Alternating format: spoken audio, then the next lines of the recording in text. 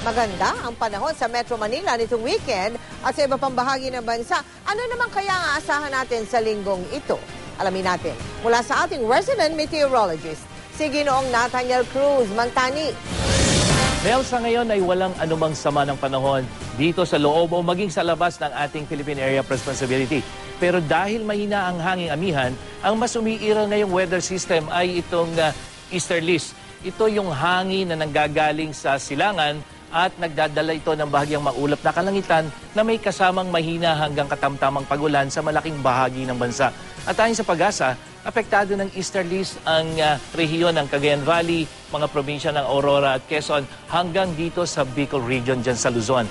Pero dito sa Metro Manila, nananatiling napakababa po ng posibilidad ng pagulan at yan ay para bukas maghapon. Makakaranas naman ng mga pagulan ang silang bahagi ng Visayas, lalong-lalo na itong mga probinsya dyan sa Samar at Leyte.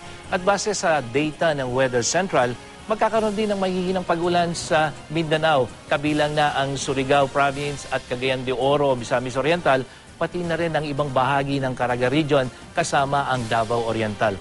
Muli naman naglabas ng gale warning ang Pag-asa at yan ay para sa mga silangang baybayin ng Timog Luzon hanggang sa silangang baybayin ng Visayas at Mindanao. At base sa wave map ng Weather Central, mahigit po sa 2 metro ang posibleng itaas ng alon dyan. Kaya sa mga kapuso nating naglalayag, gamit ang maliliit na sasakyang pandagat, iwasan muna po ang bahaging yan ng dagat. Yan ang ating ulat panahon. Ako po si Nathaniel Cruz para sa I Am Ready, serbisyong totoo ng GMA News. Maraming salamat sa iyo, Mang Tani.